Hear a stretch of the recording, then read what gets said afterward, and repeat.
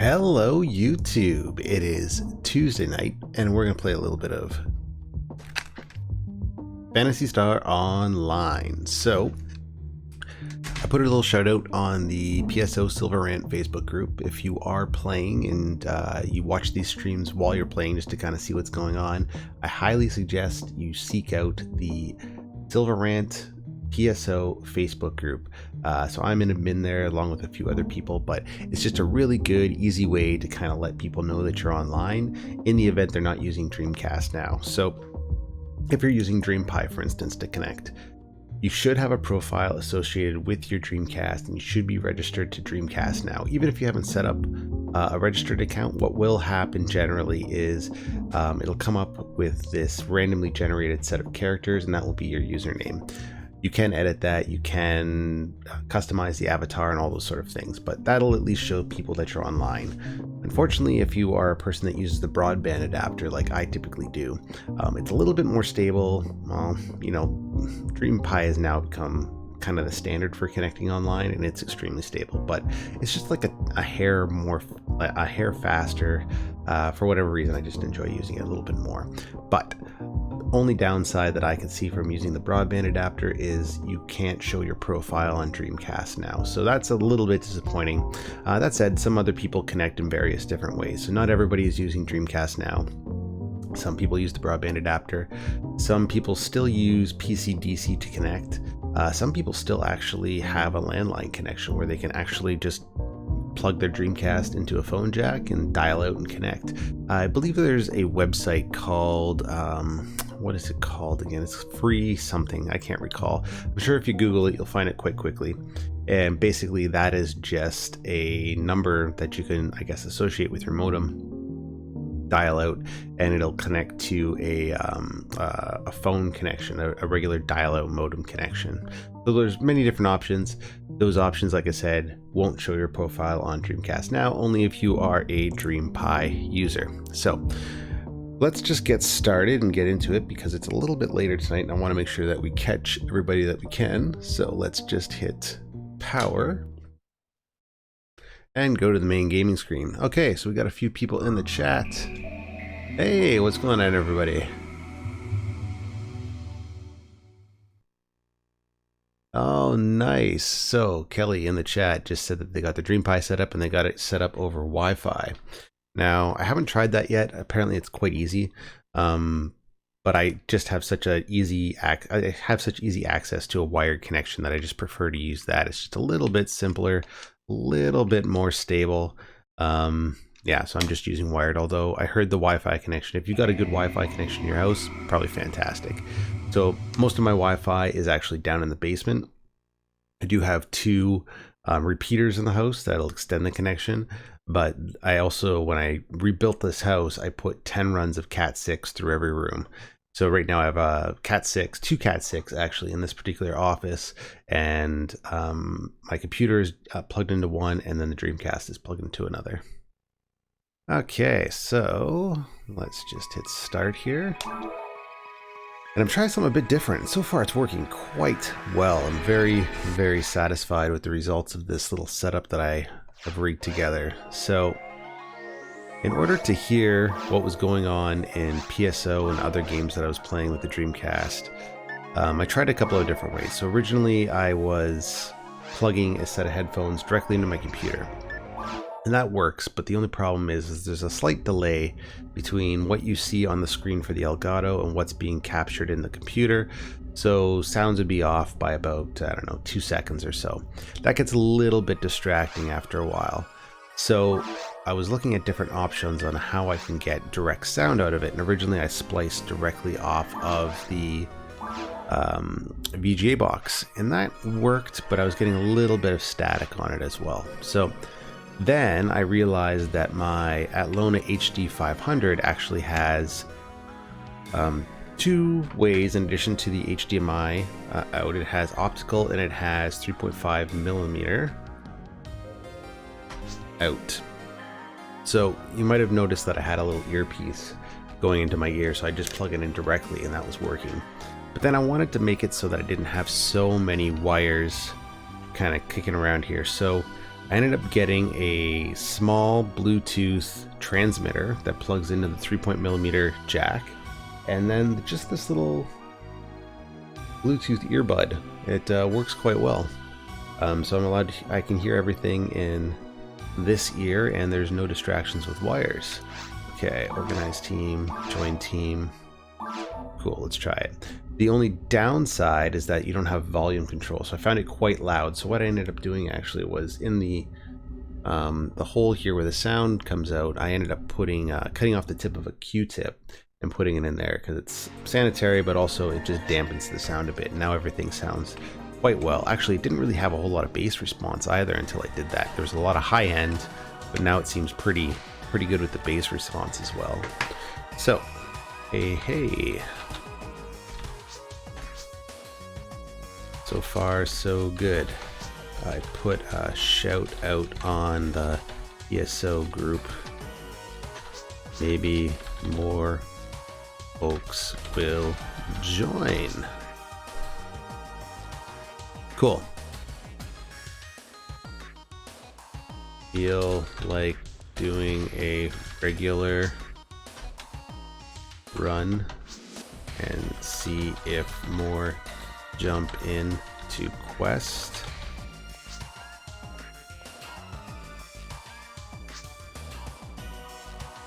Awesome. I'll follow your lead. Feel like caves.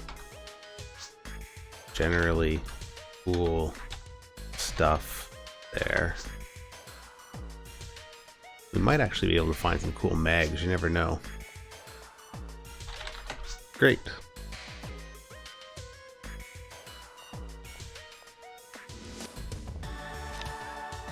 Cool, so we are going to follow Jaxer, or actually maybe Jaxer will just follow us. Let's just make sure that we've got enough items here. So we got 10 trimates and 10 dimates. Excellent. I was a little bit concerned because I know the last... Oh shoot, I jumped right into the forest. I know the last game that we played, we ended up using pretty much all of our resources, and I wasn't quite sure if I stocked up. Okay. Let's get out of here, go back to Pioneer. That was our fault.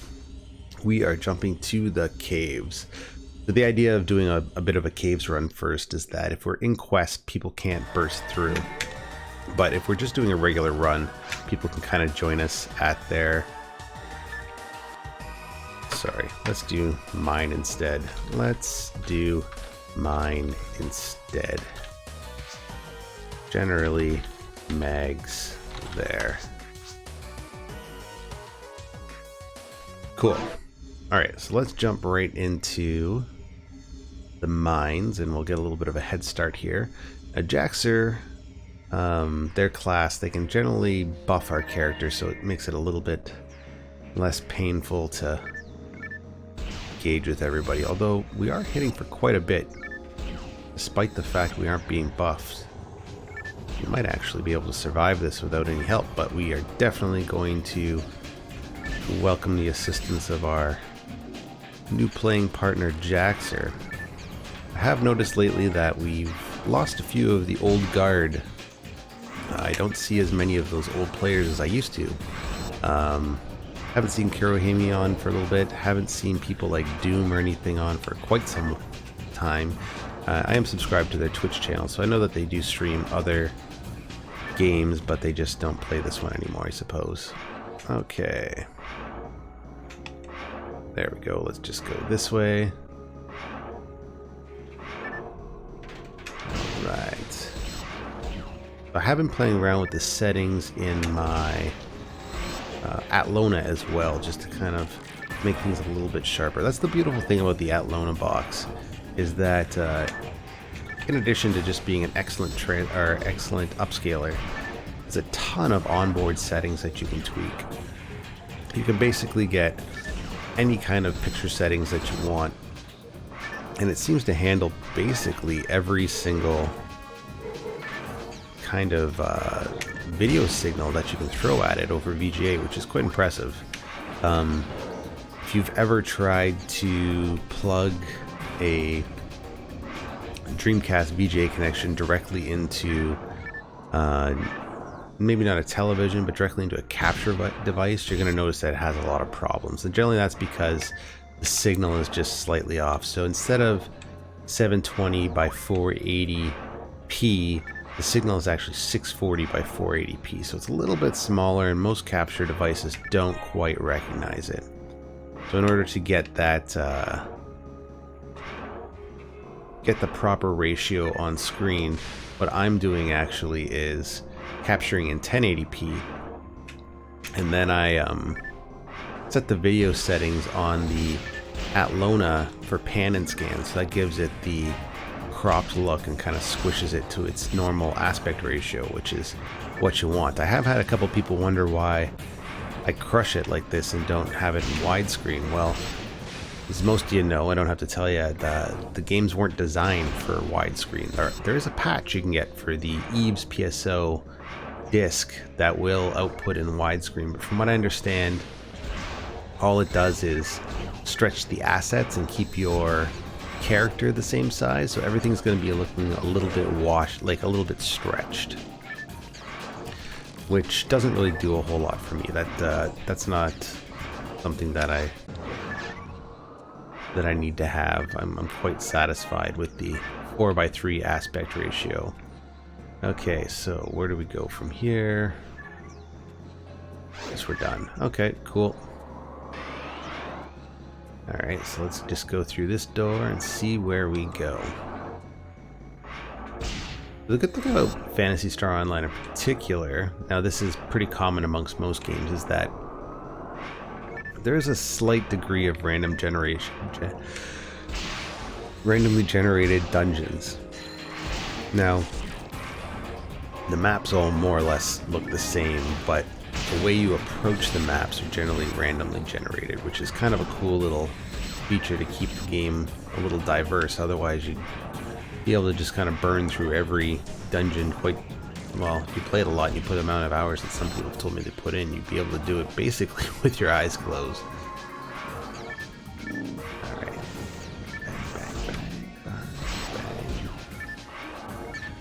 Okay, this is good. This is good. Our weapon is doing quite well, and actually let's just feed our mag while we're thinking about it, because I think our mag is actually getting to the point where we're able to boost our stats enough in game where we're not totally relying on our partners to buff us and keep our character healthy. Granted, it's mostly power on this mag. In fact, it's all power except for a little bit of defense, but that's kind of the purpose of having droids. They're not really designed for, well, they aren't designed for using tech. You can't use any tech at all, which is great if you're a newcomer to the game. Like, when I first started playing the game, I just used a droid. I didn't really do much research on it, but I realized you can't use tech. And I guess if you're just starting the game, that might be a good idea because it keeps it simpler, but by the same token, it does limit some of the things that you can do in the game. And if you're just playing one character and you only plan on playing one character, not having the ability to use any tech can be a little bit boring. Okay, bang, bang, bang. Wow, good short work of him. Alright, what's going on in our chat? Yes, 2 streams this week, I know. Must be ambitious.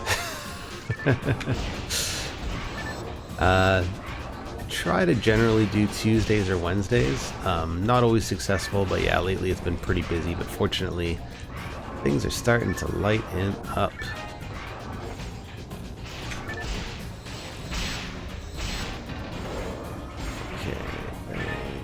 Nice if we can get... do we need Trimate? No, not yet. We got a full house. And Techno Smoking a Bowl. Good for you, my friend. I am going to enjoy this white wine. It is 10:30 here in Toronto, Ontario, Canada. I find I cannot smoke pot after, I don't know, after 8. So generally I prefer grapefruit, which is like a good like 70-30 blend. And the thing with that is it's pretty mellow, but you don't want to have too much. Well, I guess you can have as much as you want if you're an experienced person, but you know, just a couple little tokes will get you through. And that's generally good for about 2 hours or so. Problem with me is I find that after 2 hours, then you've got about an hour or two of paranoia. Which, if you know how to manage, is fine, but it's really frustrating to go to sleep. I have no idea how people smoke and go to sleep, I'll tell you. I've never been able to figure it out.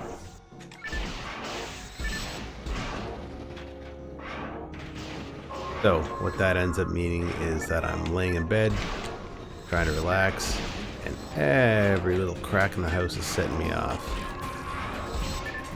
Could be burglars, could be aliens, who knows?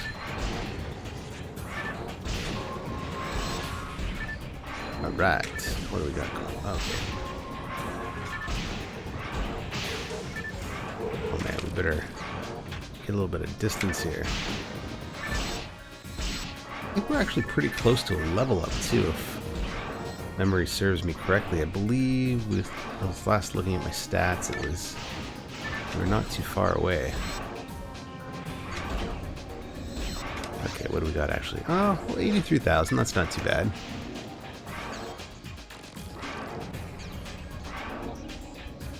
Hey Bob, yeah, we'll see you around, buddy. I know I haven't been participating in the chats on the Dreamcast Live website lately, but have not forgot about you, sir.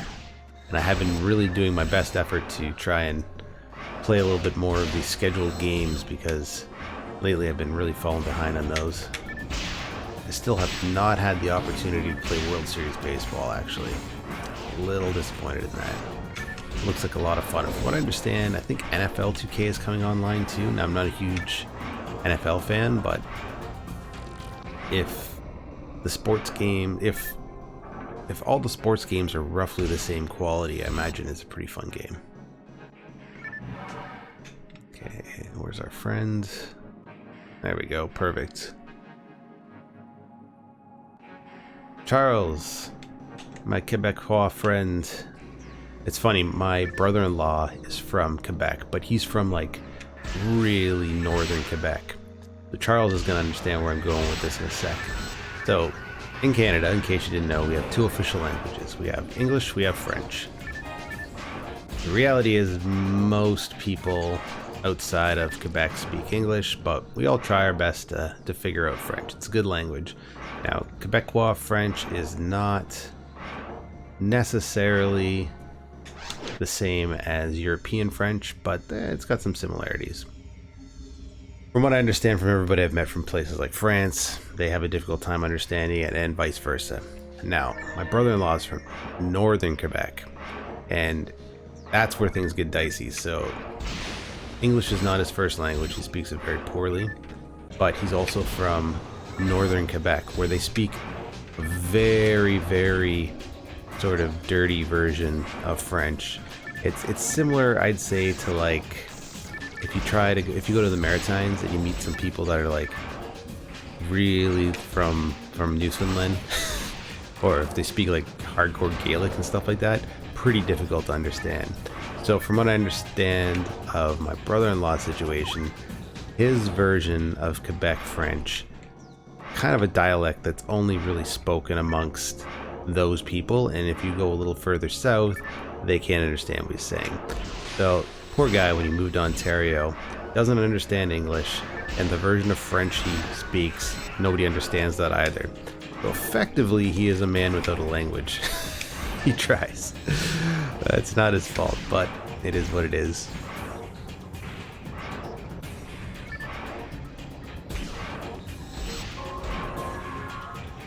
And the funny thing about French is, yes, it's we have 2 official languages here in Canada, English and French. When you're in primary school, elementary school, you take French class for an hour every day for about 8 years. It's great. Very useful, thing to have. I wish I really would have picked up on it, but you know, product of the time, not that sharp. I figure out things eventually, but in the moment I was like, why would I need to know this language? Skip ahead, it's like, oh wait, it's actually pretty practical. But the thing is, if you don't learn it, and then say when you're an adult, you want to go back and learn it, it's not free. You have to pay for it. So it's not like you can say at a later time in your life, okay, I finally want to learn the second or first, I guess, depending on where you are, official language of Canada. Like, okay, great, you had your chance, you fucked it up, okay, pay us money. So then you got to go to private courses to learn it. It's too bad. But if you're a newcomer to Canada, actually, you can pick either or, because we have two official languages, you have the choice of learning French or English. From what I understand, you can go to any of those classes for free, which is kind of cool. I have a friend from Australia who speaks English quite well, and I told him, hey man, you might as well just take free French courses, they're out there.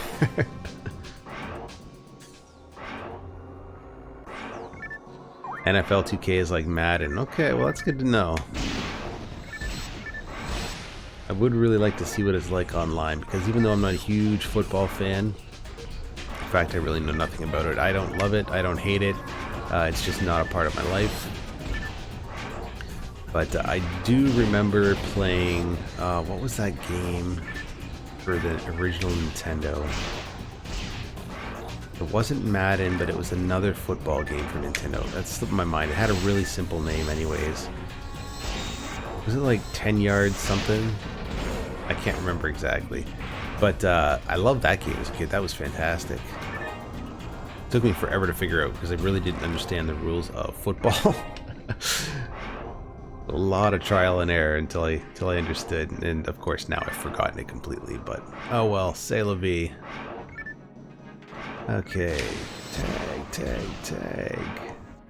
The good thing about Very Hard is that enemies are difficult enough where they're not frustrating, and you do get a decent chunk of experience, so you know, you might not get as much as you would in Ultimate, but at least you're getting enough to make it kind of worth your while. Another reason why, you know, I do enjoy helping people out in normal level when they're just starting. If nobody else is playing, I don't mind doing that. But there's really no payoff for me in the end other than the satisfaction of knowing that I've helped out a new player in the game. Okay, did we get this? Yes, we did. Okay. And Diamate. Yep, we might as well because we have a hungry Meg.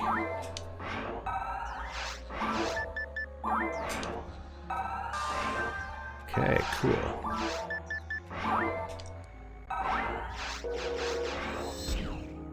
Alright, sweet. Anything over here that we need? No. Okay, let's get out of here.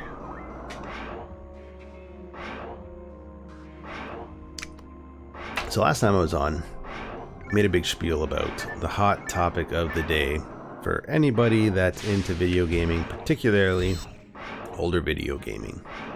And that is the Atari VCS. At this point, I think it's around 2.5 million funded, which is just mind-blowing to me for a couple of reasons.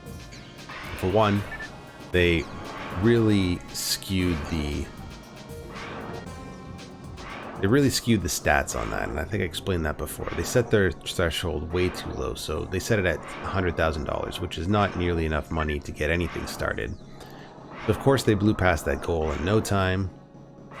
It looks like it's like 2,500% funded, which is insane. But yeah, they're past that goal should be made, at least. At this point, you know, they should have made enough where they can get a prototype out there. But everybody I've spoken to in forums, everybody I've seen online that's made a video about this campaign thus far has said the same thing. It's like, who are you people? Like, where are you coming from? Who is buying this game? Because video game people don't seem to be buying it. The only thing I can think of is that there's a community of people that don't participate in making videos, or a group of people that don't participate in forums and things like that. And they're the ones that are buying it, but I can't see how they would come out of the woodwork like that and just sort of randomly spend $339 American on this console. It's just, it's insane. But yeah, it's pretty heavily funded at this point, and it should probably take off if everything goes according to plan, I suppose. But nothing's been shown. Like, there's no games so far. The hardware specs have come out, and I guess it looks like a budget Linux box, which is, from what I understand, if you source the parts, you're kind of breaking even. But it looks cool. You know, I don't think anybody can deny that. Aesthetically, it looks like a really nice system. It's just, who's buying it and for what, you know? All the games are going to be download only, which means you're never going to have like, it doesn't fit physical games, I guess, unless you put them on a USB stick and stick them in somehow. But I think it's solely designed for online purposes, which I guess is okay, but if this campaign kind of like dries up quick, it means that you're gonna have sort of a paperweight on your hands. You know what's interesting is that with the Ouya, you can still connect to the Ouya server if you plug it in. I've actually done that recently with a new Ouya that I picked up, and you can update it to the latest firmware and all that kind of stuff. Now, I don't think they've been updating the firmware anymore at this point, but you can at least connect to the server to download it, which is kind of cool. And both Ouyas that I picked up, now keep in mind this Kickstarter, I think they were going for about a little bit over $100 when the Kickstarter or Indiegogo, I can't remember, but when that originally started up. And the last two I found at thrift stores for $1.09. No, wait. So I found the first one for $2.99 at a thrift store, and the other one I got on a online group with 2 controllers for $15, which is a pretty good price just for the controllers alone. The controllers are absolute crap. They're squishy. They each use, what is it, 4 AA batteries, which is insane. There's no rechargeable battery pack for them. And the way you get to the battery pack is you have to actually open up the faceplate on the controller, which is really kind of cumbersome and makes you feel like you're going to break your controller every time you've got to replace the batteries, which, oh cool, we got another person joining in, which is never good for anything. But that said, I do like the box and its capability to, cool, we got 4 players. Welcome. I'll drop a pipe. Okay, so let's drop a pipe so our new guys can come in. Okay, and while we're waiting for those guys, let's just feed our mag again. It's probably hungry. So what I'm hoping is maybe 4 or 5 years up the line, let's do some ultimate guys. 4-player dudes. Ultimate sounds pretty good, actually. Sounds good. Can we finish this one first?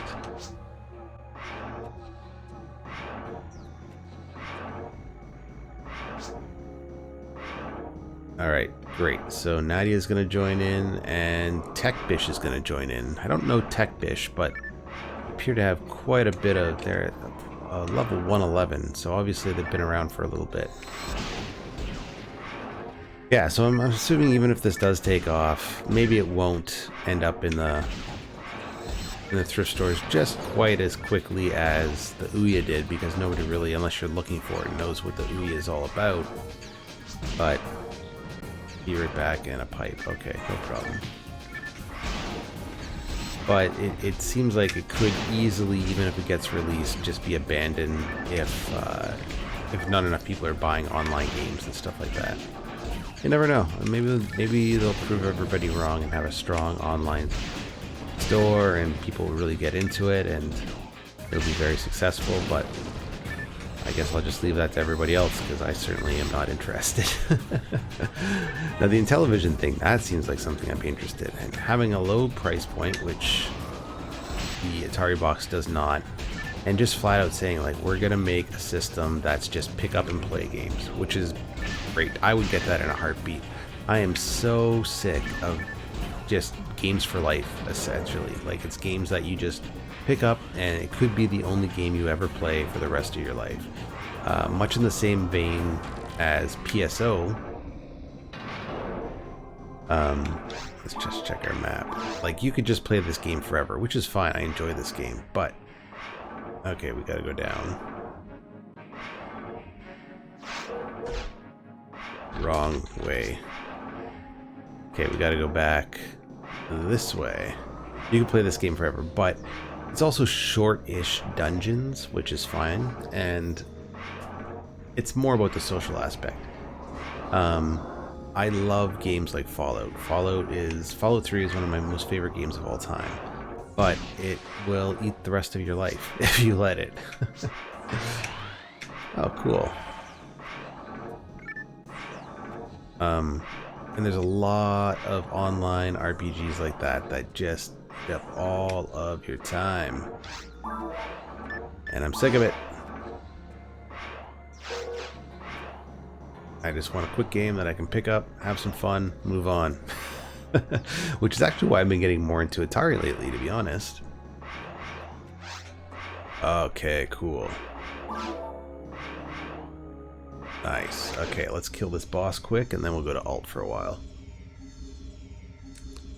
Because Atari, like, I think the biggest game for Atari that I've ever played is probably Pitfall 2, which is still really, really fun. I can play that game all day. I got a lead on a copy of Hero, which would be kind of nice as well. But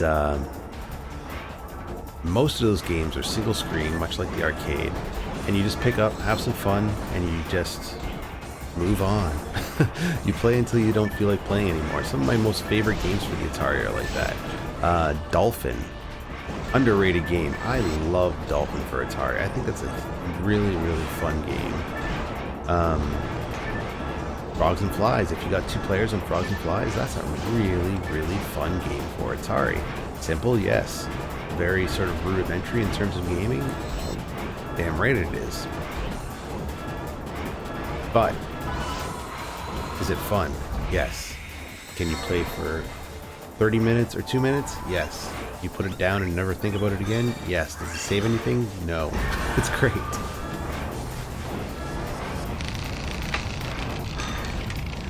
I guess that is the one thing that I get kind of frustrated with games like Pitfall 2, though, is that it can be a bit of a long game if you want to play it properly and without the save feature. If you get to a certain point and you run out of gold bars, you might get a little angry at it, but overall it's a pretty straightforward game.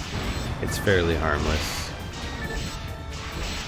and it's a lot of fun. Actually, Activision really kind of broke a lot of ground by releasing these very, very complex games for the Atari, and I think the way they got around it was, if you notice it, a lot of the games are kind of cropped to the center. I think that's because, being a little bit smaller, they have they're using up less resources, probably from the RAM, to actually process the images. Don't quote me on that. I'm just assuming that's why it is the way it is. But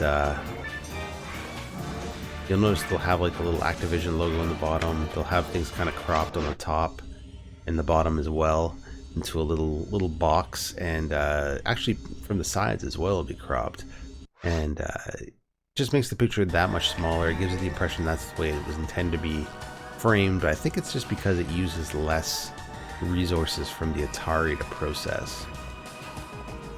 Alright, cool. So let's go here to the mag. Let's feed our mag.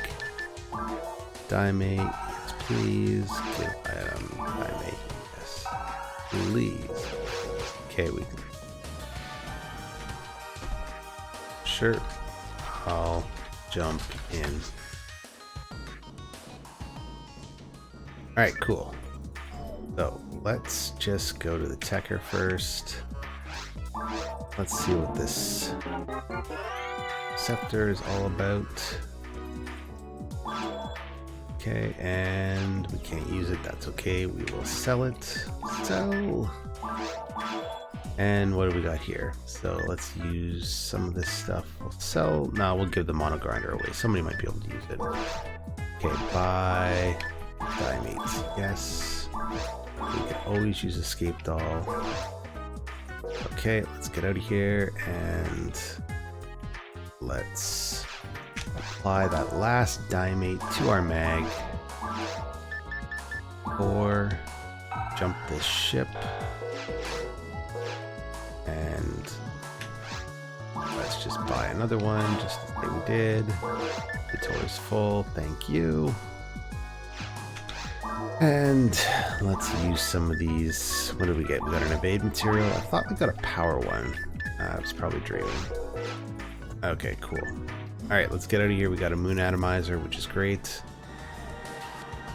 And how far away are we?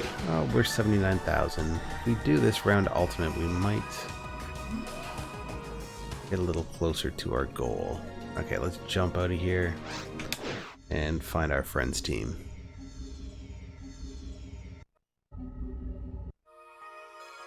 Alright, what's going on in the chat? 10-yard fight. Yes, you guys got it. Welcome back. Hey everyone. Okay, cool. So we have actually Sir Tessalot in the house. So where is Mr. Tessalot? Right there. So Sir Tessalot is actually the sysop.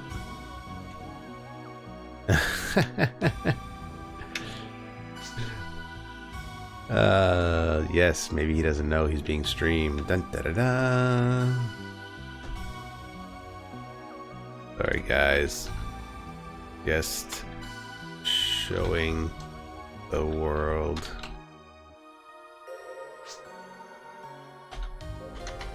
what happens on Pioneer. Okay, we won't interrupt their conversation. Join team, freestyle, ultimate. There we go. Cool.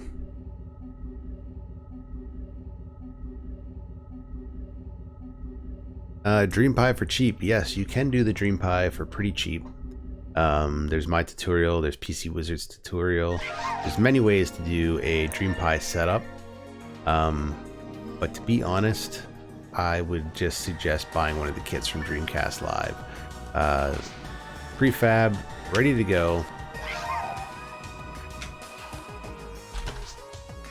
And they work perfect.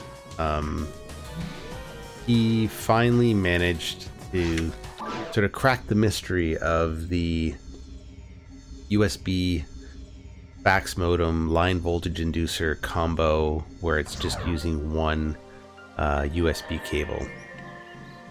And it's perfect. It works great. It's all you need. And the USB line voltage, or sorry, the line voltage inducer rather, is the biggest issue of getting a DreamPi setup. Everything else is pretty simple, but just kind of getting that initial line voltage inducer to work properly can be quite frustrating for some people. And you know, I guess it could be quite daunting if you're not comfortable soldering components and things like that. But it's a pretty easy, foolproof way of, or I shouldn't say foolproof, but pretty easy introduction into simple electronics.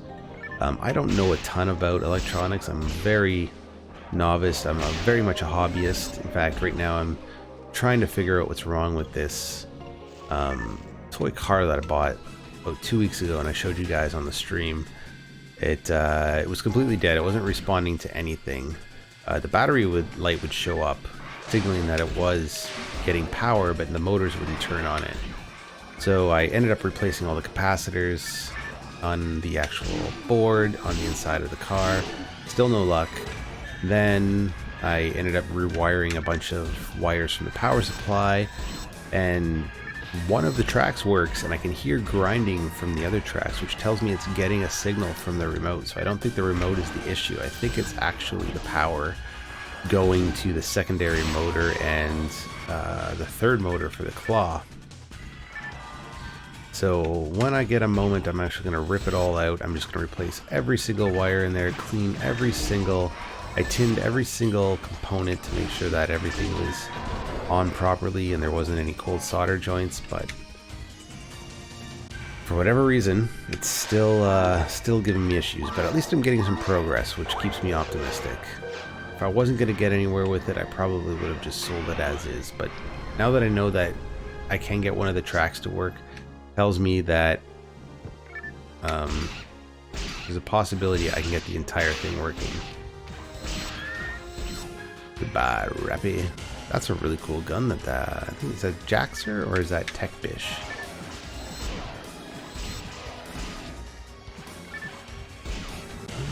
Boom, boom. Alright, let's try and get some distance and maybe we'll knock something interesting into that Rappy. Come on, Rappy, wake up. Alright. We'll just wait here for a quick sec. There we go. Oh, it was just Meseta. Alright, well, good enough. Boom, boom, boom. Okay, Nadia's jumping back in with their other mag. That's cool. I do kind of wish that I didn't get rid of my bazooka that I had. I ended up trading that and I'm kind of regretting it now. I do like this weapon for what it is, but the launcher was definitely more suited for this character. Seems to be doing pretty good with this shot, but the launcher was something unique. Everybody that saw it said the same thing. They're just like, where did you get that? And to be quite honest, I can't recall who gave it to me. It was another player I was playing with at the time. Don't think they play anymore actually, so who knows where they got it too. But I ended up trading it out and kind of have a little bit of trader's remorse now because of it. Okay. Bang, bang, bang.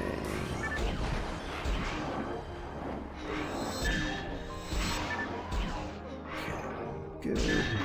We are gonna fly through this level at this point, which is fine by me. We'll just take out the dragon, and doesn't look like anybody's requesting me, but that's okay. Should probably check out some of the other quests. We seem to do the same quests quite regularly, and I know there's quite a few different ones that we haven't tried, but some of them are a bit repetitive too, so I guess that's probably why. Like any of the mop-ups, they're pretty straightforward. I wouldn't mind trying some of the endless nightmares, like maxed completely out. Okay, mag. Item, Dimate. Nice. And nice. And if we can get this mag over 100, I would be a happy person. Hey, Richie Rich.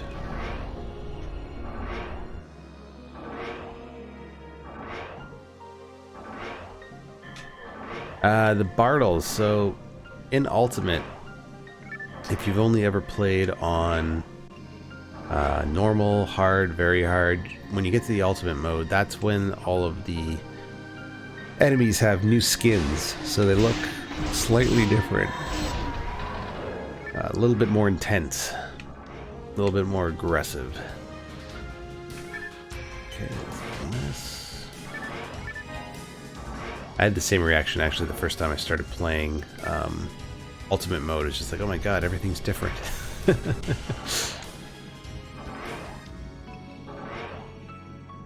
Alright, where are we going here?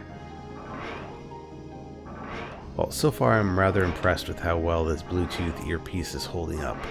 I was a little apprehensive at first. I thought for sure that the battery was going to die, but it looks as though everything's holding pretty steady so far, so no real drop connection. It has cut out once or twice, but it's jumped right back in, so that's promising. Maybe I'll keep it longer than I thought. This is kind of one of those things that I love Amazon for, is because the return policy is insane.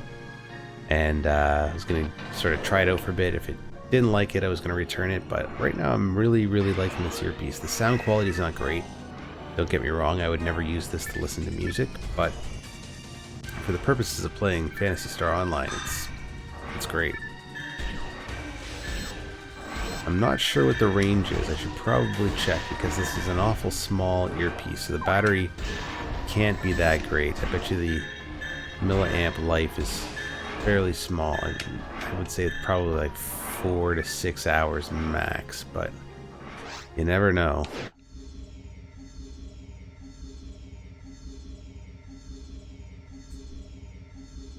Recommend an online game. For the Dreamcast, I could pretty much just speak for Phantasy Star Online. Obviously, I love it. It's a great online experience. But I also like the really simple games as well. Maximum Pool is a ton of fun. At least I find it is anyway. It's just relaxing, really laid back. Choo Choo Rocket is a frantic nightmare. It's great. I haven't had much experience with Worms World Party, but it's Worms, it's classic, it's timeless. If you like Worms, you'll like Worms World Party. It's a good game.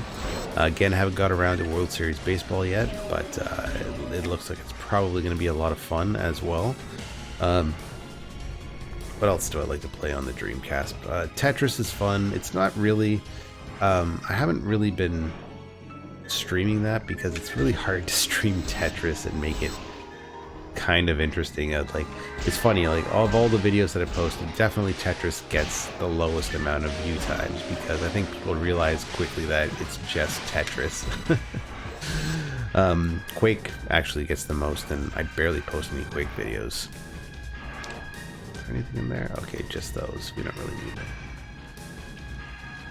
them. And of course, the Phantasy Star Online community is pretty steady, pretty regular.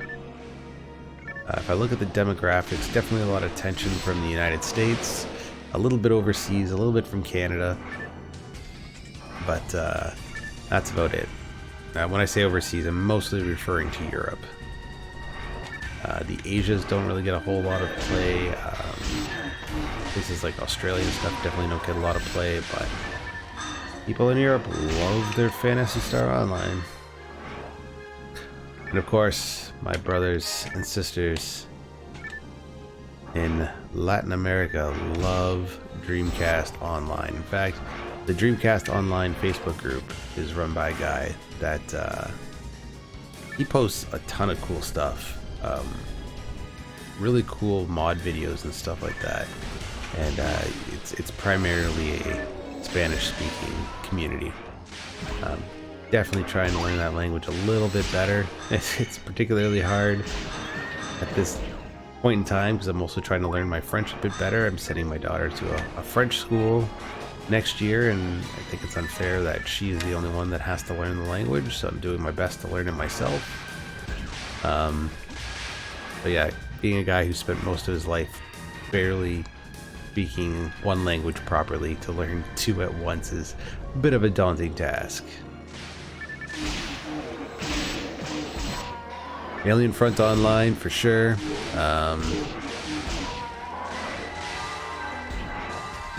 That's always like that's one of the few games online that actually plays in 60 frames per second. Oh, and Star Lancer. If you can get a good rally going in Star Lancer, that's great. Actually, all the racing games too, if you do like racing games. Now, I gotta be honest, I've never been a huge fan of racing games, but when I do play them, I really enjoy them. I think if I had a decent wheel, I've been thinking about it a lot lately, how I passed up this Logitech wheel set at a thrift store. It was probably only going to cost me about $60, but I've looked at it online, and it's several hundred, actually close to $1,000 to buy online, so I really regret not picking that up, but, you know, it is what it is, I suppose. I can't beat myself up too much. I don't have it. And shockingly, it was gone quickly afterwards. It had the stick shift, it had the pedals, it had the steering wheel. The steering wheel felt great. It was just one of those things where it's like, ah, man, what am I going to do with this? Well, it's a race, of course. And now that I have that USB Dreamcast adapter, there's a possibility I might be able to use that racing wheel actually on the Dreamcast, which would be fantastic.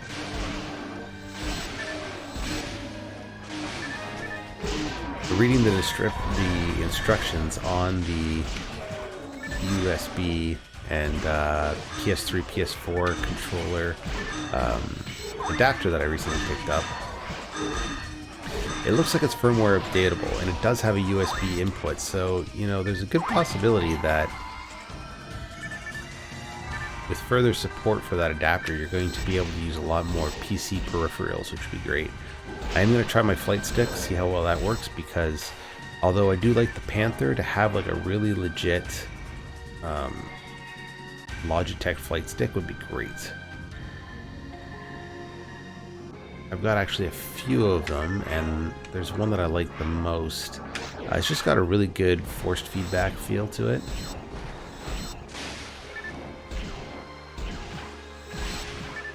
Makes the gaming experience just that much better, because it just feels like you're having some sort of, I don't know, like there's some resistance to the controller. It doesn't feel so so wobbly. I don't know, it just makes the game feel a little bit more realistic.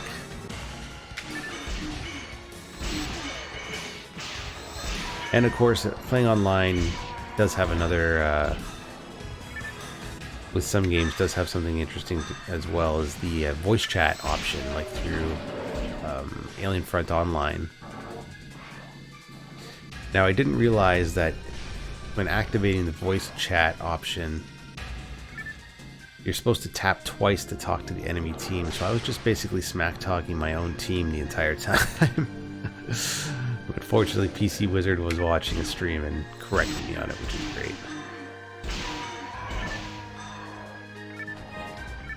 The Acura HDMI box.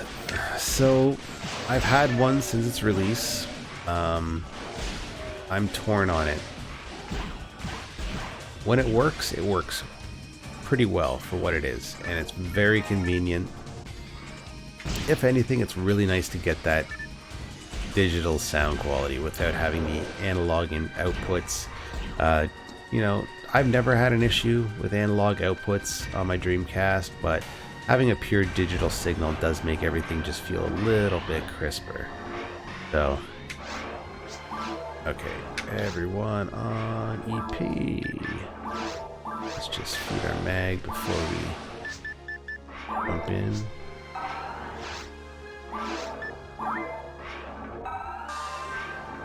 Cool.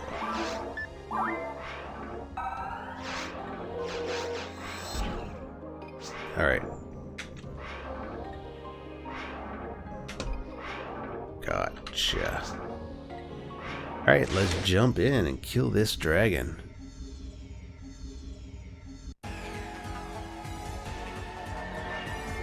Oh, it wasn't Arrow Wings 2. What game was that again? I believe there is a demo that was resurrected, probably from a dev unit that you can play, much in the same way that Millennium Racer was resurrected. And I think the reason it was actually wasn't released was because it was shortly after the events of the Twin Towers, and some of the maps involved you shooting, using a plane and shooting people. Oh shit, come on. I shouldn't say shooting people, but shooting other planes in and around those towers, which of course can be quite triggering for some people. Oh, for fuck's sakes.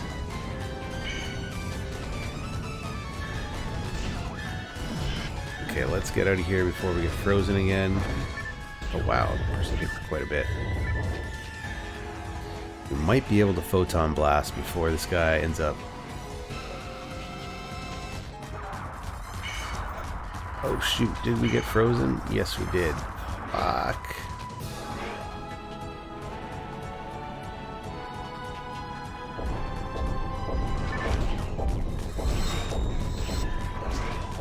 Damn. Oh shit, okay. Fuck. No. Oh. The good news is I got escape doll. Okay.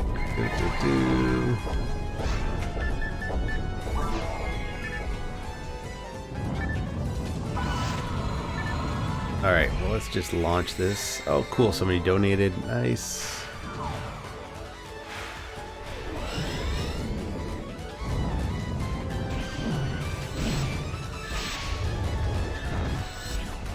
Alright, let's get out of the way here because we definitely don't want to have to do that again. Oh man, this camera is so brutal sometimes.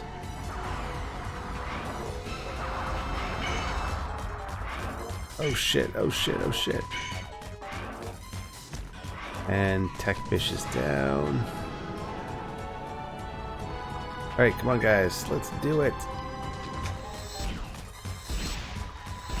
Bang, we might actually take him out this time. Bang, bang,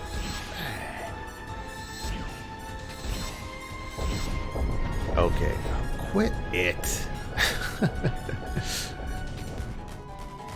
You probably also noticed that the dragon is oh for fuck's sake, is a bit quicker in Ultimate than man, it's a good thing we had all those escape dolls. Get to the head, come on, let's go, let's go, let's go.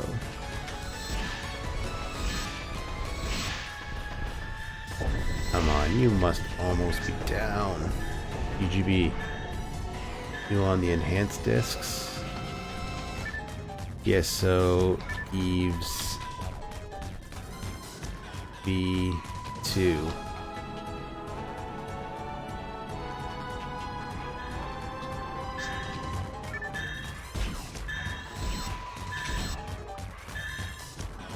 I believe so, the easy one.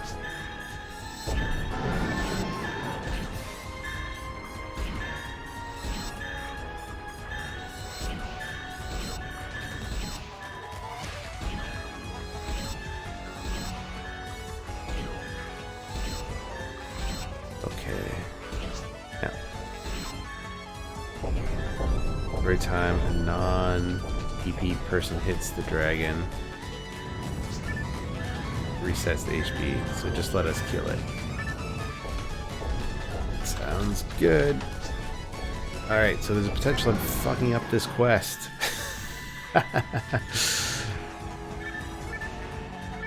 Sorry guys, but we did tag it once. Let's just try and stay alive. And while we're trying to stay alive, we'll let our compadres here knock this guy out. So dragon's getting up, dragon's gonna jump.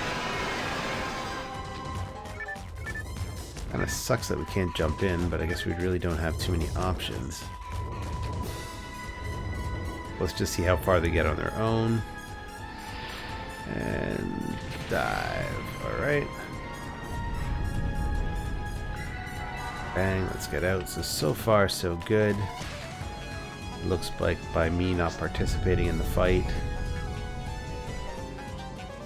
we are getting somewhere. Bizarro.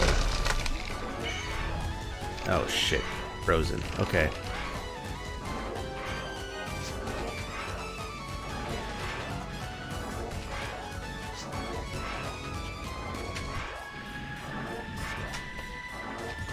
Weird. Okay. Well, apparently it was me that was screwing up the game. I had no idea. Goodbye, dragon. Alright. Well, at least we get the XP because we were able to tag it once and we didn't die.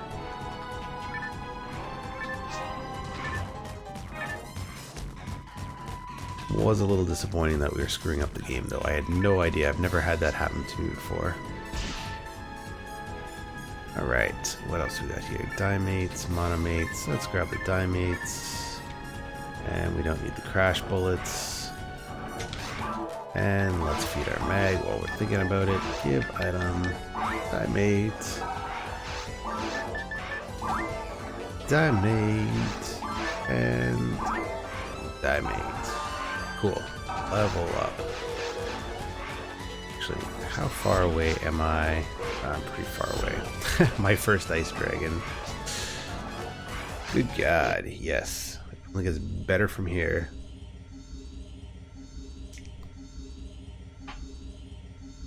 Greetings from Mexico. Sorry, I was trying to talk while I was falling. Greetings from Mexico. Hey.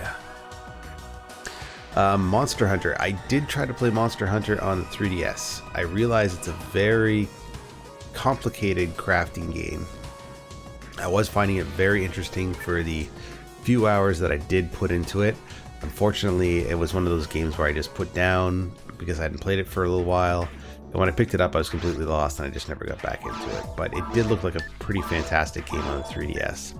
I also had it for the PS2, but since I have free McBoot, I just basically dropped the image, kept the instruction booklet, and then sold the disc. Didn't really need it. I think I've mentioned this a few times. I don't collect for PS2. There's actually quite a few consoles I don't collect for. Okay, let's get rid of some of this crap. But I do enjoy the consoles. Part of me was actually thinking about maybe even getting a Nintendo 64 and then just getting a flash card, because I do like some Nintendo, actually Sega Genesis for that matter too. I just don't have access to the games. That's the thing. They're just out of my price range at this point. Gone are the days when I can go to a yard sale or go to a thrift store or something like that and you buy them by the bag. Those were the salad days, guys, I tell ya. One thing I do regret is back in 2001, 2002 probably, because, you know, I was collecting, but I really wasn't, I don't know, I'm a dummy. What happened was, back then, I remember I went to a thrift store and they used to sell, okay, let's get into that and go back to Capes too. They used to have a box of Nintendo games and they were all $3 a piece, didn't care what they were. They could have their original boxes, still $3. They could be sealed, still $3. And at one point I did have a sealed original mint condition copy of Metroid. Got it for $3. Held on to it for a little while and then I decided to open it. And then I don't know what happened to the box. I moved so many times during that period of my life. I just have no clue. So, alright guys, I think we're actually going to have to start thinking about signing off soon. Well, let's just, what time we got? 11:30? Let's do the caves. Why not? It won't take us too long. Hey, Ra, welcome aboard.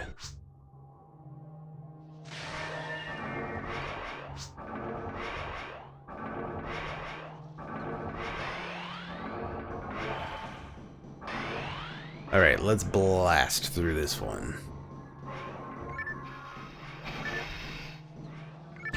So this afternoon, I was supposed to go out and see Deadpool. I had a free ticket. A friend of mine bought a Deadpool Blu-ray, Steelbook, whatever it was, and inside it had one of those promo codes to get a free ticket to see Deadpool. So he already saw it, he gave me the code. I went online, I activated the code. You have to specifically state which time, which theater you're going to the show. They don't just let you to print out a free ticket. You've got to pick the theater, exact show time. There's no messing about. Good weapon drops in the cave. This is true, which is fine. So I picked the time. I got everything registered. Then as soon as it was registered, it says, okay, log into your account. I didn't have an account with Cineplex.com, so I created an account. It sent me an activation email, and then nothing. So I picked a 1 o'clock show, and this was at about 10:30 in the morning. And then I was like, okay, well, where did my free ticket go? Like, it just seemed to have disappeared when it told me to register an account. Went onto my account, couldn't find anything. Tried calling customer service. Customer service wasn't open till 11. Then called at 11. It was busy. Went to the theater that I was going to see the show at just before the show started, and they couldn't help me out either. Now, it's Tuesday. It would have been a cheap day. I could have just gone, but I'm like, fuck that. I have a free ticket. Nobody wanted to help me out with my free ticket. I ended up just deciding that I'm not going to check it out. So I did not check out Deadpool, but it is on my bucket list. I did finally get around to seeing Black Panther, and it is incredibly mediocre. I don't get the love for that movie. Well, I do understand it a bit, but it's really not that great of a movie. It's good, don't get me wrong. It's just not as fantastic as some people are making it out to be. It's not groundbreaking by any means. I guess there are some aspects of it that are interesting. Like, I mean, some people are interested in the all-black cast, which is fine, but it's not like it was the first movie to do that either. It's just kind of an average movie, I felt. It was really paint by numbers Marvel. You know, I knew all the beats that it was going to hit. There was no twists and turns. It did exactly what I expected. So, I don't know, it was fine. It was harmless, but it wasn't groundbreaking to me. I mean, I enjoyed the character. It was pretty good. I felt as though it didn't really the character didn't really develop much from the original character when it came out in Civil War. Oh, power material. Yes, please. But, you know, it's a fine character. It's harmless enough. It's just I didn't understand why so many people were so impressed with that movie. From a technical standpoint, it was pretty good, I guess. The effects were okay. They're Disney, you know, budgeted effects for Marvel, so they're fine. I'll have to look and see if there's any cameos I missed, but yeah, overall it was just an okay movie. I have no reason to revisit it. Of all the new Marvel movies that have come out actually recently, the ones that I've enjoyed the most... Okay, let's get up here. Where's our fourth player? Where is number 4? Of all the new Marvel movies that have come out, actually, I think the one that I've enjoyed the most, just from an entertainment standpoint, is probably Thor Ragnarok. I thought that was a really fun movie. I know it was kind of hyped, and I thought it delivered, but I can see how some people didn't like it as much as they thought they would. I would have liked it if they stayed kind of on that junk planet and just sort of had a wacky adventure there instead of going back to Asgard, but I also understand why they had to get rid of Asgard. It will be interesting to see how they, or what they do with some of those characters they introduced in Thor Ragnarok, because they were effectively immediately disposed of in Avengers Infinity War.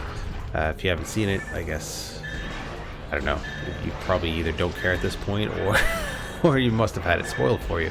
But even in the first couple of minutes, you see like the new characters that were introduced, like Valkyrie and stuff like that, like they're all dead. And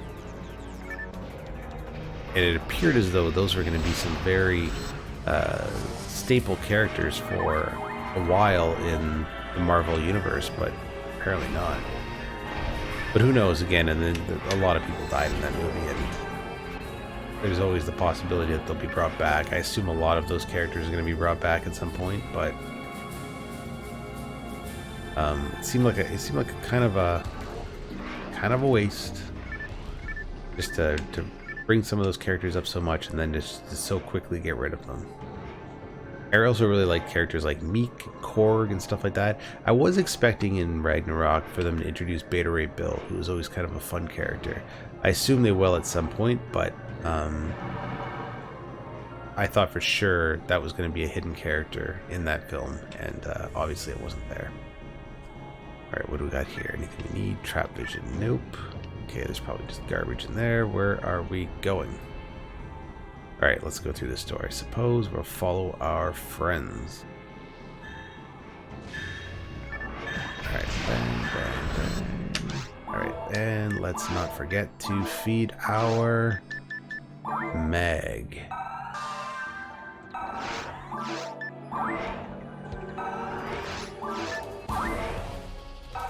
Okay, good stuff. Tag, tag, tag. And where did everybody go? Okay, we got some new spawns, good stuff. I think we lost a character, or a player rather, back to Pioneer.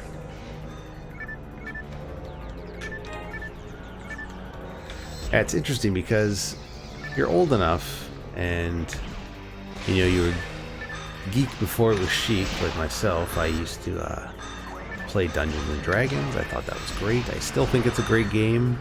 I used to play a lot of video games when I was younger, before video games were that cool. I mean, obviously, people played Nintendo and stuff like that when you were young, but then you gave it up when you got to high school, and I just kept it going. But the one thing I also enjoyed was a lot of those cheesy comic book movies. So I think most people have seen these movies at this point, but if you're in the mid-90s and you stumble upon a VHS copy that a friend got from a friend from a friend from a friend of the Roger Corman Fantastic Four film, that's life-changing. If you haven't seen that film before, I suggest seeing it. It's actually quite enjoyable for what it is. The Thing costume in particular, like, clearly that's where all the budget went. I can remember my dad renting Captain America, and obviously we're all a little bit disappointed with that, but upon retrospect, I love that film. Even the fake plastic ears. I don't think anybody's really been able to defend those, including the actor. I do have the Shout Factory Blu-ray release for it. It's only about $10, and the commentary and special features afterwards are pretty hilarious. Well, and even some of the like the Wes Craven Swamp Thing, that's kind of good for what it is. It's not a good movie at all. The effects are, like, the costume and stuff like that are pretty lame, I gotta admit. Like, they're just way too rubbery. But I do enjoy certain aspects of that, mostly because the Wes Craven Swamp Thing, I feel like it was trying to be like the Alan Moore run of Swamp Thing a little bit. The Alan Moore run of Swamp Thing, if you haven't read it before, read it. It is so fantastic. Completely rewrote the Swamp Thing mythos and did it in, I don't know, just made that character so interesting. For up until Alan Moore got a hold of the character, typically it was just a guy who got turned into a plant monster, and that was it. Alan Moore took it in so many different directions. It was no longer about the man. It was about the soul, and what is the soul. And it was about a plant who thought he was a man, if that makes any sense. Basically, if you read it, there's a lot more to it than what I'm going to be telling you right now, but the basic idea is that everybody always thought that he was a man who was turned into a plant. But really what it was he was a man who died, and that the plant sort of consumed his body and took on his essence and began to think they were a man, which I thought was a really fascinating concept. And then it goes into a couple of different directions too, about being elemental and what that all means, and the circle of trees and things like that. It's very, very intense. It's a fantastic read. I've read it so many times. I love that run of Swamp Thing by Alan Moore. I think Wes Craven was trying to pull elements about that in his film as well. Now his film was made in 1981, so timelines don't quite add up. But after rewatching Swamp Thing, Wes Craven, I just got the impression that he was trying to make the Swamp Thing character completely different from the Doctor character. And the reason for that, I think, is just like he's trying to emphasize the fact that maybe the Doctor was no longer there. Maybe it was just the plant. It does very minimal talking. The actor who plays Swamp Thing, Dick DeRock, also played Swamp Thing in the television series and the sequel, which is terrible but enjoyable in its own way. The creature effects are a little bit better, but the story is just horrible. And actually, the Swamp Thing outfit, I think they tried to make it a bit better, but in my eyes, it's a little bit worse. It's just too much going on there. It's got these shaggy pieces of plant and stuff like that hanging off it. It kind of looks ridiculous, which is also why I liked some of the effects they were trying to do in the original Swamp Thing, like being able to travel, like is in a pile of ooze and stuff like that. Like they bring that up in the Alan Moore run as well. At one point, actually, in the Alan Moore run, Swamp Thing is completely able to just, basically his body is inconsequential. Throughout the series, you know, he's tethered to his body because he's a man who thought he was a plant. Then when you learn that he is just basically an essence, using plant material to manifest himself, the material is readily available all the time. He's no longer reliant on one body and uses that to do some very interesting things throughout that series. But yeah, the Alan Moore Swamp Thing run, definitely check it out if you like comics. It is fantastic. I let a friend borrow issue 1 and I was like, hey, read this and you'll be hooked. He still hasn't got around to it. I think he just thinks Swamp Thing, how cool could it be? But I'm telling you, it's great.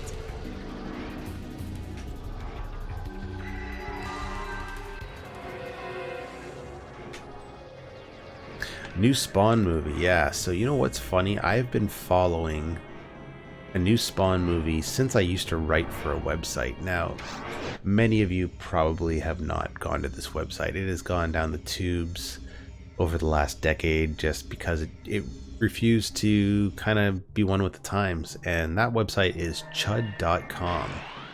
Now, back in the early 2000s, it was like one of 3 websites that did online movie reviews. There was like chud.com, Dark Horizons, and what was that other one by that big fat fella? Ain't It Cool News. That was like the big one. Ain't It Cool News, and then chud.com. So I used to go there all the time to get my movie news. It was great. They used to do a lot of interviews with people. They used to do media reviews, because this is back in the day when DVDs were just coming out and they were hot, because no media up until that point used to do things like special features and stuff. Criterion did a bit of it with their Laserdisc releases. They would have little bonus things at the end of it, like stingers and trailers and stuff like that, but to a very limited effect. Then DVDs came available and, you know, opened the doors for all sorts of different special features. So we're talking 99, 2000 DVDs. Like they're a popular thing, and they had DVD reviews. It was cool. They had movie reviews. It was all text-based. There was no, we're talking about internet 1.0, right? This is when the internet talked at you. You didn't communicate with the internet like you do now. Nowadays, through social media, you can influence culture directly if you get enough of a movement going. But back then, it was just you spoke and people consumed, and that was it.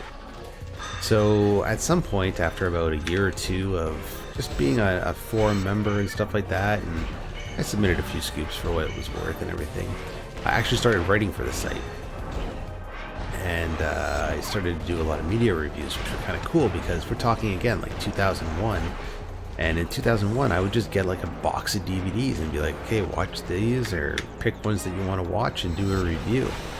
It was fantastic. I mean, I was broke and I was getting free movies and I was having a bit of an online presence, and people would contact me through, you know, private messages and email and stuff like that, and be like, hey, cool, man, I read your reviews. I'm going to send you some stuff. So they would send me like soundtracks to their films, or they would send me the films themselves on DVD and stuff like that. It was really great. And in fact, some people would even send it on VHS, and not from a place of irony. Like, VHS was still a valid format back in 2000 and 2001.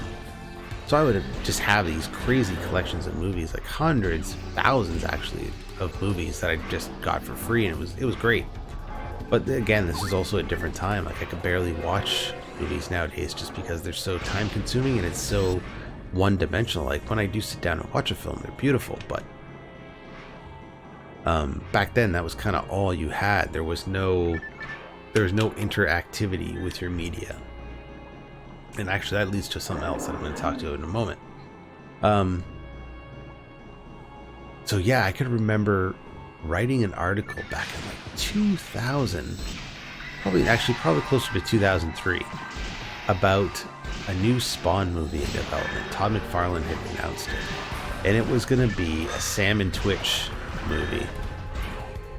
So the idea was Sam and Twitch, who are in the Spawn universe, were going to be doing their detective work, and they were going to be investigating these supernatural occurrences, and Spawn was going to play a secondary character to the Sam and Twitch story. And I thought that was brilliant, much in the same way that the original Flash script was written.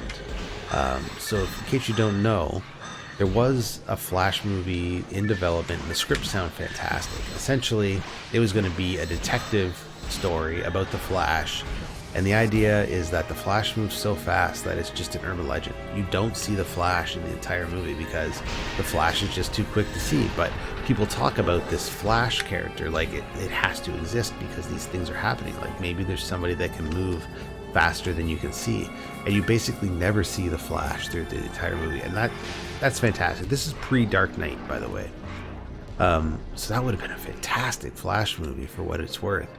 But the Sam and Twitch film sounded great too. Like, there would be a supernatural element to it, but it wouldn't be action heavy like the Spawn movie. Like, I saw Spawn in theaters, and it wasn't that great. The costumes were fantastic.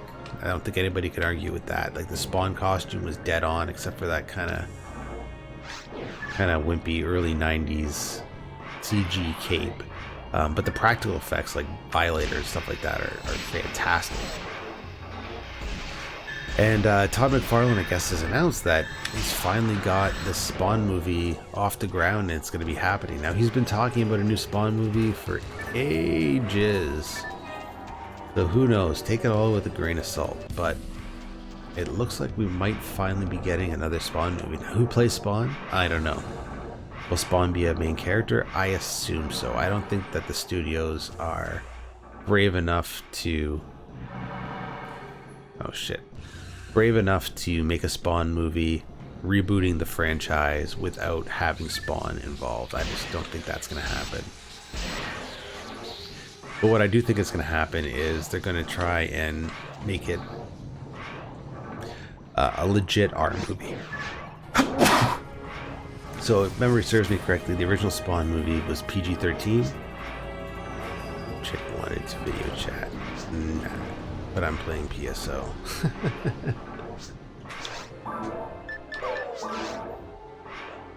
There we go. Good man. Stay dedicated. Bros before video ladies.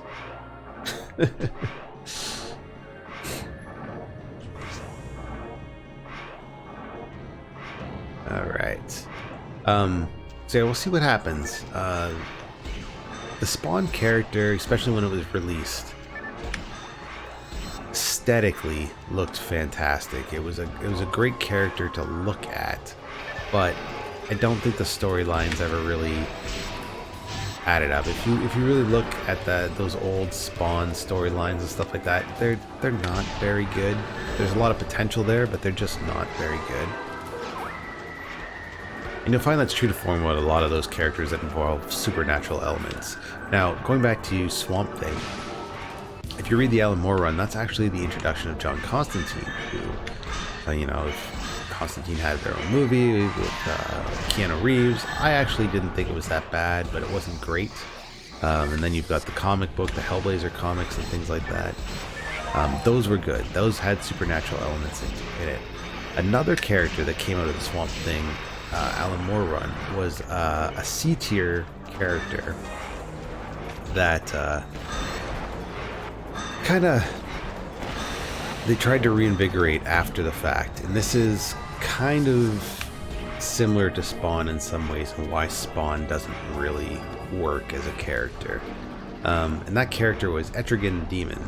Etrigan the Demon is the, not alter ego, but the demon that possesses the body of Jason Blood. The problem with that comic is that it just, and I've read the later comics after the Alan Moore run of Swamp Thing, where they tried to reboot it in the same way as Swamp Thing. They tried to give Etrigan the Demon, instead of being like a C-tier, kind of goofy, one-dimensional character, they tried to give it more depth, and it just didn't work.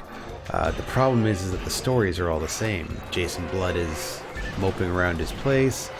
Some demon from hell decides to come up onto Earth and wreak havoc.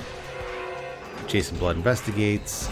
Things get a little bit too heavy, and then he says, "Gone, gone, the flesh of man." From the demon Etrigan. I think that's the rhyme, anyways. He's a rhyming demon.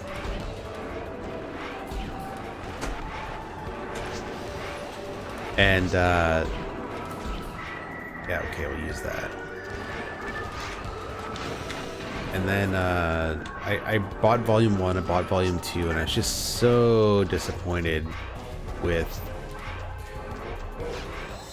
how that character was written. I thought they were going to surprise me with it, and they ended up just sort of doing exactly what I expected with it. Every story is more or less the same. Again, it's just Etrigan gets into, or sorry, Jason Blood gets into a situation he can't handle. He calls on Etrigan. Etrigan comes in, saves him. Wash, rinse, repeat. That is kind of how I feel about Spawn as well. Like, Spawn kind of can only go one way. I don't think they're gonna throw any kind of curveballs at us with how that story is written. You're gonna see an ex-army guy murdered, goes to hell, becomes a weapon of Melboja, I believe is the character's name in the book, and decides to revolt against and use his powers from hell to fight the demons of hell and stuff like that. But I just can't see how they can make it really have any more depth than the superficial kind of-ness of the character as it stands. Who knows? Maybe they get a good writer, maybe it surprises me. And it will be interesting to see who they cast as Spawn.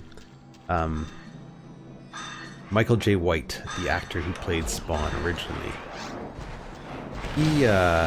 he's not a very good actor, but he can play some characters fantastic. If you haven't seen a movie called Black Dynamite, I highly suggest watching it. It's a fantastic film. The best part about it is he's a guy who pretends that he doesn't know how to use martial arts, when clearly Michael J. White is a very accomplished martial artist, which makes it that much more effective. And it's like comically timed, he does great. He knows how to make that character work. From what I understand, there's actually a sequel coming out too, which is, sign me up. I'd love to see a sequel to Black Dynamite. I love that movie. But he was also really good, I felt, as Spawn. Like, Spawn wasn't, I don't know, to me, the guy who, you know, the Spawn character, it kind of has that sort of monotone voice. Like, when you think of the cartoon that came out, the HBO cartoon, which, again, isn't that good. I've tried to get into it many, many times. But David Keith's the guy who plays, who does the voice for Spawn. You might also know him as the actor in, if you've ever watched The Thing, he plays Childs. Spoiler, Childs is the Thing. If you've seen that movie, you know what I'm talking about. But, you know, you want that sort of grim, menacing, one-dimension or monotone type voice for a character. And I think Michael J. White did a pretty good job with it. Probably the best he could.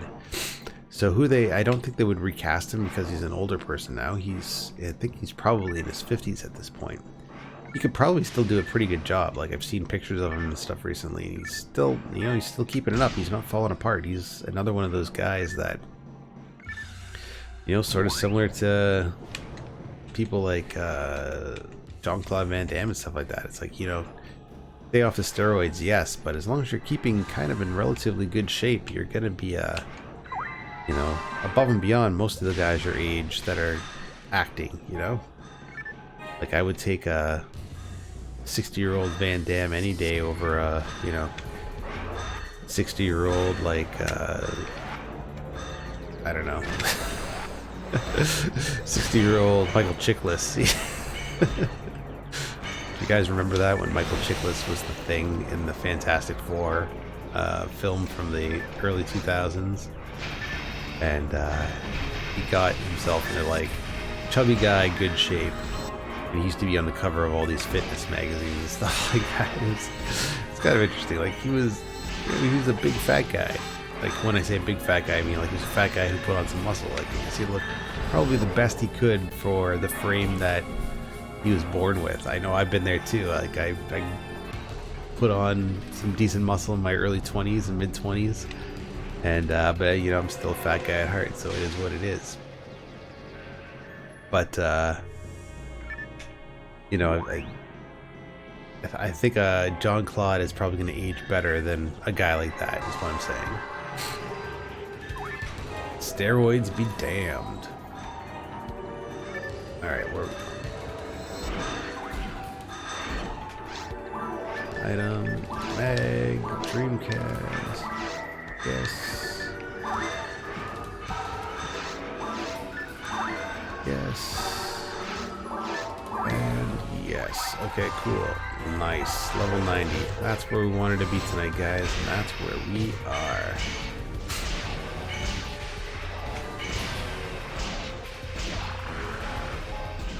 Jamie Foxx's Spawn, interesting. Now, I wonder if Jamie Foxx is ever going to do another superhero film. Jamie Foxx as Electro, that was embarrassing.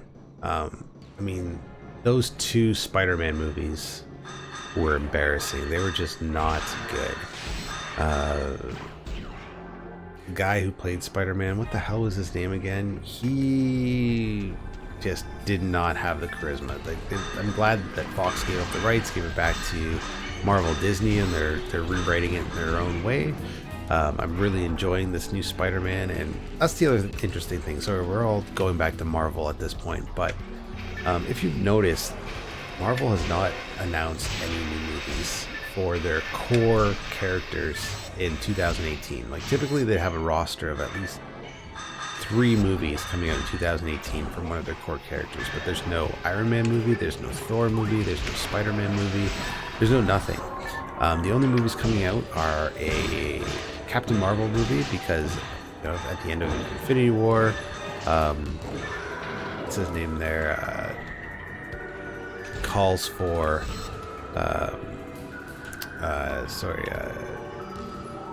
calls for Captain Marvel, who comes down, allegedly. So that means you're going to have a movie about Captain Marvel, but apparently that's set in the 90s as well, which means that they won't interrupt the current timeline, which is great. And then what's the other movie slated for 2018? I can't remember, but it's another, I think a Scarlet, or sorry, not a Scarlet Witch, but I think a Black Widow movie is actually set to come out as well, which is kind of interesting.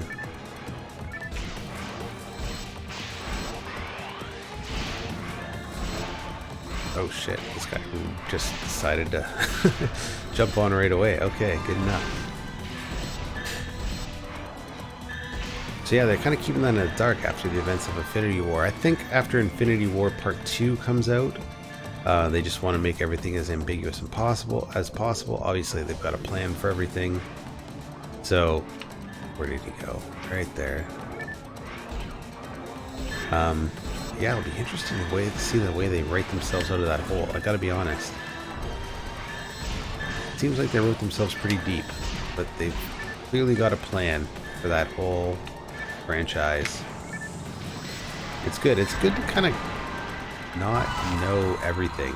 You know what I mean? It's good to kind of have a film end that's part of a bigger series of films and actually be curious about what happens next, not just wait for the inevitable to happen. Now, I know that they're going to bring back a lot of core characters, but what core characters are they going to bring back? They can't bring back everybody. Who knows? Maybe they will. Maybe they'll bring back the entire universe. You never know. Did he die already? No.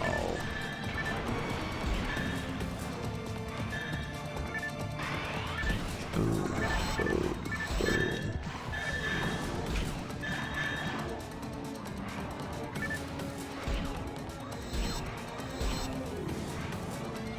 Oh no. Okay, we always get hit here. No matter what, we always get tagged at least once. Oh, that's not too bad, actually. The one thing I would like to see in a new,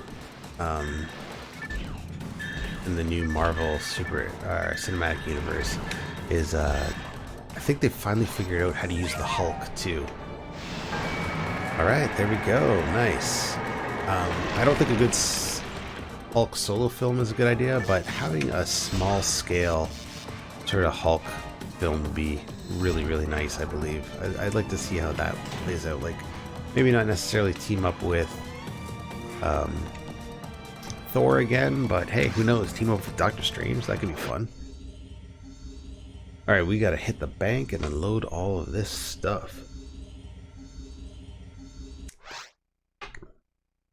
Hey, good night, Rod. Take care.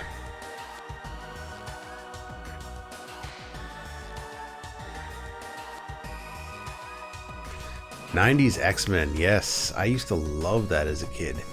It had one of those irregular schedules, which was really difficult for me to stay consistent with, but I rewatched it probably about 10 years ago. I downloaded the series, and yeah, it's just a really good series. There were quite a few, oh shit, I don't think I wanted to equip that, did I? Alright, let's just sell it. Okay, let's sell this. Soul Caliber. Absorb armor. Yes. Yes. No. Buy diamond. Yes. And we're good to go. And I think I showed you guys. Nice. Anything good? I think I'm out of here. All right, let's go.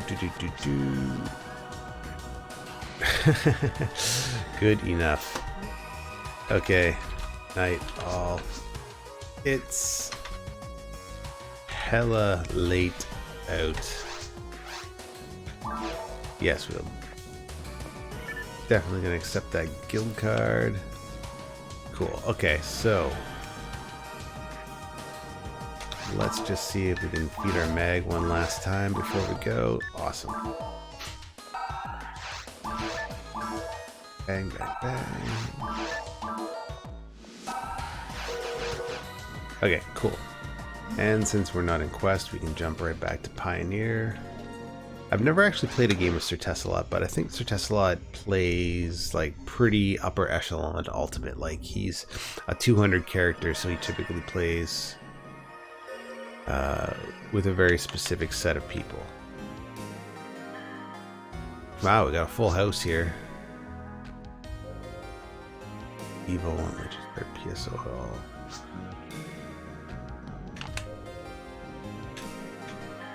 Alright, well, let's just save our game while we're thinking about it. /save1.